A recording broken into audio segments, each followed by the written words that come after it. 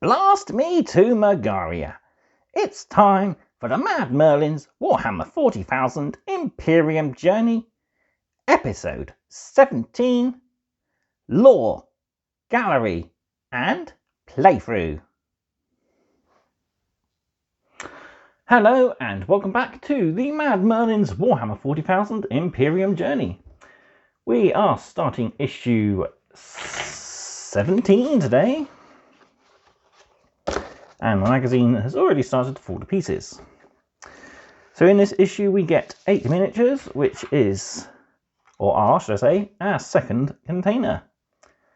So this is just like our first one in issue 14, which comes with 4 ammo crates, 3 barrels, 2 storm bolters, and the container made up of 2 sides, 2 tops, 2 doors, and 4 Aquila heads, plus the 2 control panels. But rather nice little kit. I've already painted up a second of my spare ones to use in the playthrough, so we can skip that. There's not much to learn that the magazine doesn't already teach you about the new methods of painting, so there's not much I can show.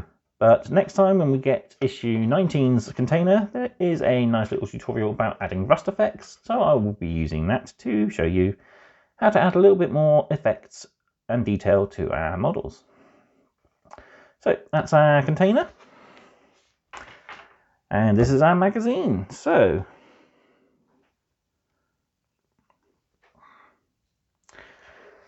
we get battlefield terrain, learn about Necron outcasts, and we have a new Psychic Phase playthrough. So we got a background of injuries and grudges for our Ultramarines.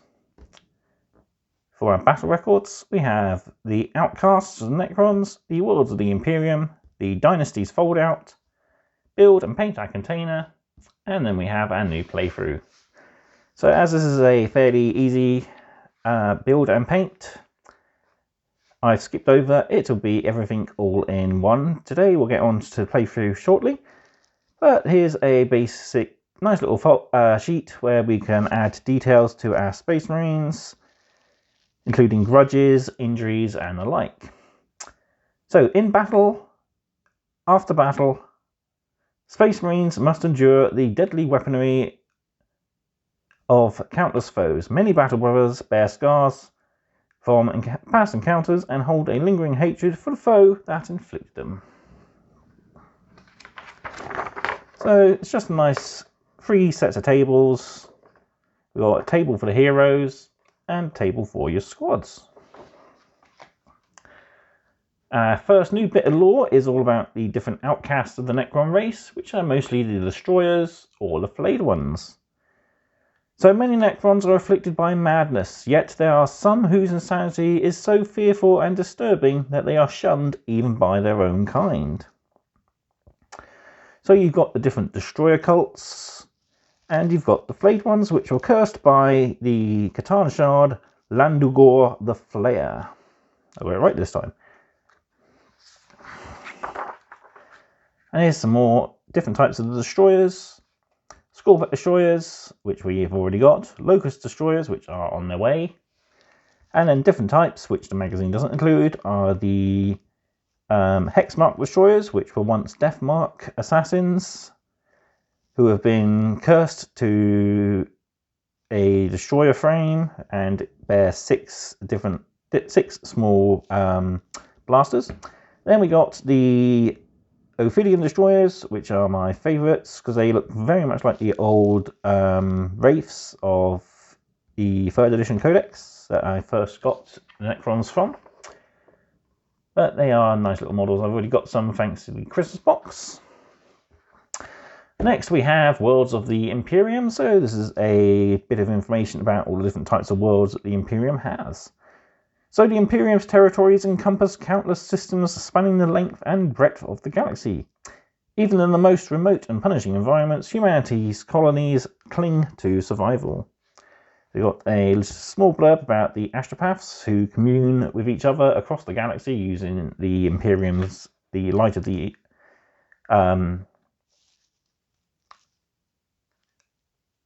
light of the beacon from the Golden Throne. That's it.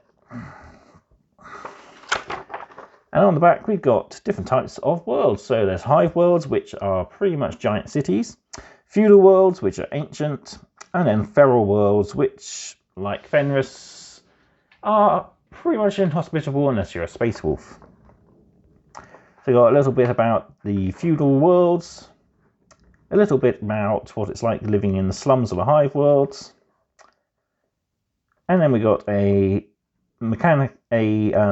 Death Watch report about the feral worlds.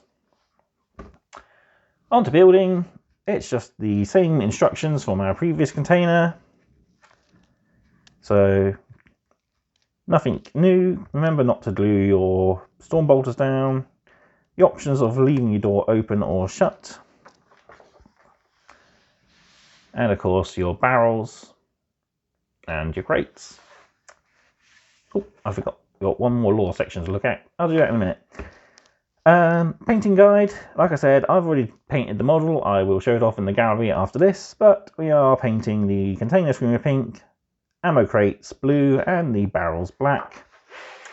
We are dry brushing the crate and the barrel. We're learning about stippling, which is a very easy to do method. Just prodding your model with the brush with very little paint on it. And then we've got painting details. We do add shade to our gold and blue areas, so we can always go back to our previous models and add that effect later on. And that's our finished gallery. So before we move to the playthrough, we've got a new fold out, which is all about the different Necron dynasties. So eons ago, the Necron Empire was comprised of interlocking dynasties whose territories span the stars. Each of these dynasties had retained elements of its former culture, whilst many of their leaders have been consumed by madness and obsessions that shaped their legions. So we've got Zarkhan Dynasty, Mefrit Dynasty, Nihalak Dynasty, Novok Dynasty, my second favourite of the Necron Tomb Worlds. We got about the different, how the empires awaken, their transport method, which is the dolmen gates, the tomb worlds, and a galactic map according to the different dynasties. So my favourite Celtic dynasty here, crossing the Cicatrix Benedictum, so their territory has been pretty much cut in half, much like the galaxy. Their home planet Mandragora, the Golden, which is the seat of Imhotep the Stormlord. And on the back we have the Celtic dynasty, and then we got the cryptex and canoptic constructs. There we go. Right, I'll set up the gallery and then we'll have our playthrough. So here we have the finished container, ammo crates and promethium drums. As you can see, I've done a few panels with the drip effect that they teach you in the paint guide. I've finally finished up the Agrex Earthshade that I've had, which comes out a bit glossy, so I think it might have just been a mispackage. They've accidentally labelled the wrong container. Hopefully my next one I'm going to be using won't be such a glossy result. So on we go to our new playthrough. Right, our battlefield is set up as instructed. We have 2 sets of drums, crates, and our 2 containers. Merlin is guarding the objective over on A. We got 8 Necron warriors set up on B. Flayed ones are in reserve, and our librarian in Phobos armor is on E. So it's the librarian's job to get to the objective and stay there until the end of turn 4. So here we go with our mission briefing. Secure the drop site. The battle for Megaria's industrial facilities has spilled out across the moon's barren surface. Space Marine reinforcements thundered towards the surface, guided by landing beacons placed by their scouting teams. Librarian in Phobos armor. As a member of the Ultramarines Vanguard, this librarian is tasked with marking and securing safe landing zones for his battle brothers. Mission briefings. Necrons have compromised one of the Ultramarines' landing sites and are preparing an ambush for the incoming Space Marine transports. The Primaris Librarian must drive the Necrons back and deactivate the landing beacon before his allies descend into the jaws of a Xenos trap. Necrons, set the trap. The Necrons have established positions around the landing beacon. They must keep the beacon active in order to spring their trap. Space Marines, silence the beacon. With Vox channels disrupted by Necron jamming, the Librarian is unable to warn the fleet above. He must seize and deactivate the beacon to avert disaster. So we get a datasheet for our Librarian, and we also get full breakdown of the Psychic phase. So Space Marines have seized the initiative to get turn 1. And it's up to our Librarian in Phobos armor to try and deactivate our beacon. So he has a movement of 6 inches.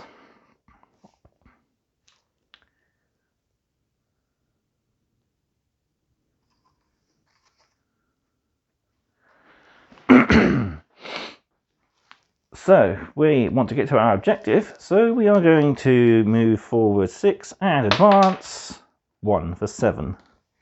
Oh dear.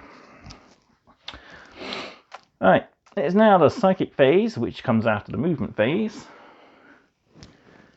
So our Smite power has a range of 18 inches, so 12 is there, extra 6.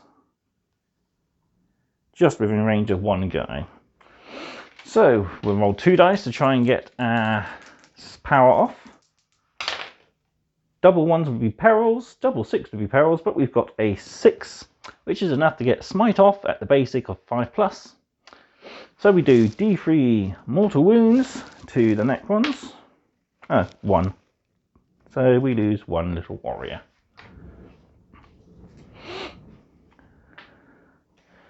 Necron's turn then, because this Librarian is out of assault range and can't shoot as he advanced. So our warriors are going to move over the crates. 1 would land on top of the crates, like so.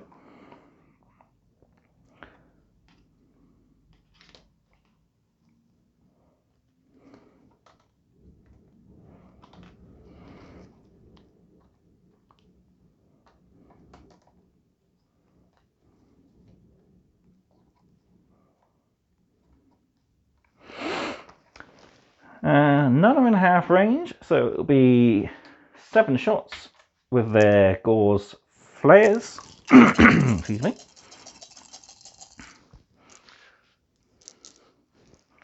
Three's to hit our Librarian. Quite a few went off the table. That was a 5. 1 missed. It's not too bad. 6 hits. Strength 4, toughness 4, 4s. 3 go through to the Librarian with a -1 to his armor save, which is 3+. Down to 4s. Saves 2, takes a single wound. Not too bad. Oops, I forgot. End of the movement phase was to bring in the flayed ones. So as long as they are away from 9 inches, so they can come in just behind objective marker C there.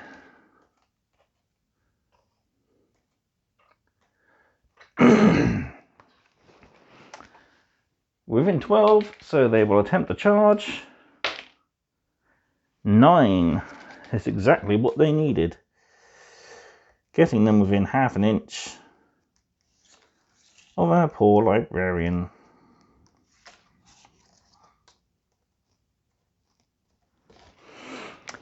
So, pile in.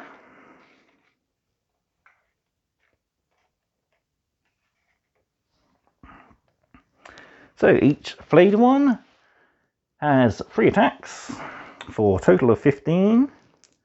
6, 8, 10, 14, 15. 3s to hit, with 6s causing an additional wound.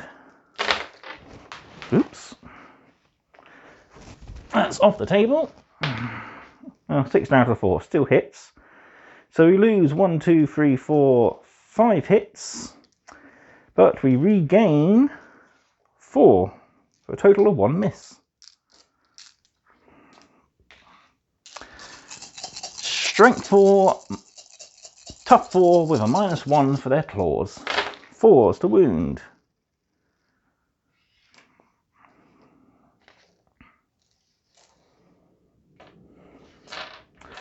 Ouch, that's a lot of wounds.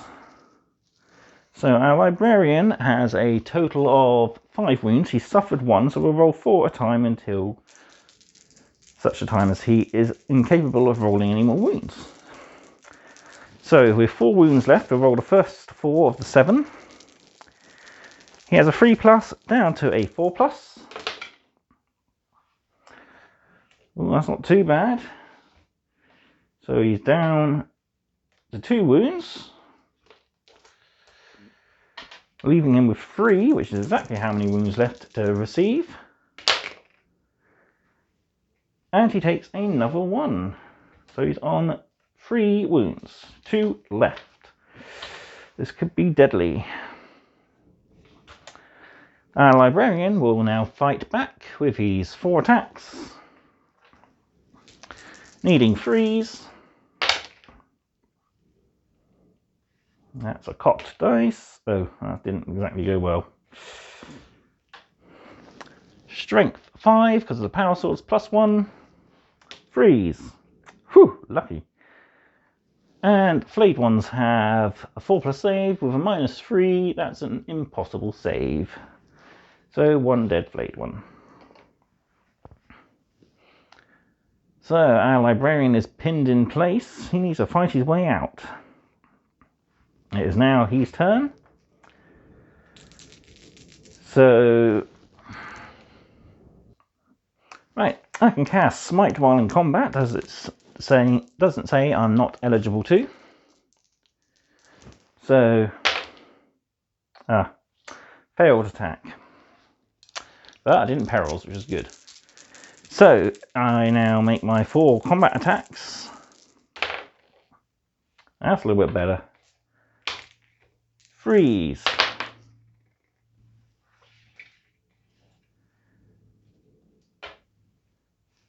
So 3 more dead flayed ones. They can't make any saves. 1 remaining flayed one strikes back. 2. And no.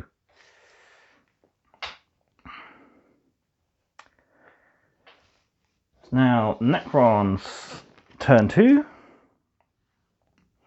So our flayed one is going to fall back.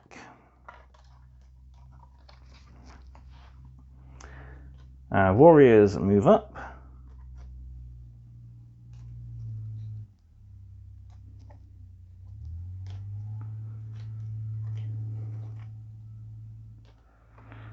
And we are now all within half range.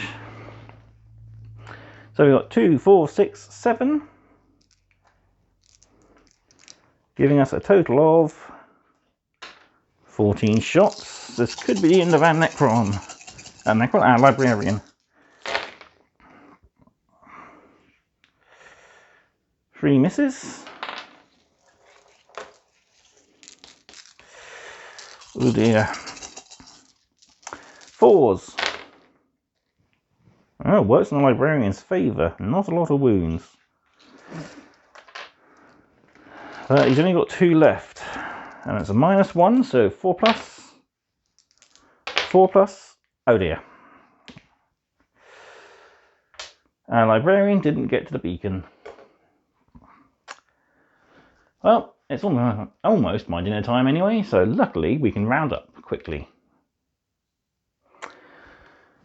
So why is it whenever I'm on camera my librarian can't do very well? That's 2 he has lost in very short time. But what would we have done differently? I think the librarian kept behind the containers and used them as shields against the warriors for as much as possible.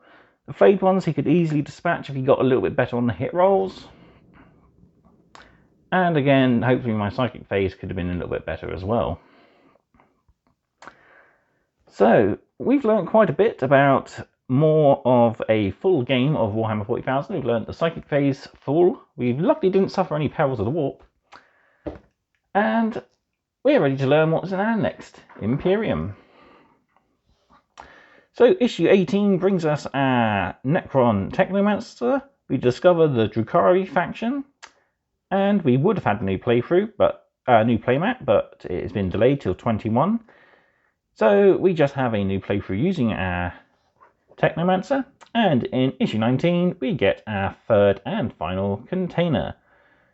We learn about using grenades, and we build and paint our new terrain. So we have another unique container, and our full battlefield is complete. So all what's left for me to do is thank you for watching. Be sure to like, comment, share and subscribe. If you'd like to help the channel out, there's an affiliate link, buy me a coffee link, and links to my social medias and website in the description down below.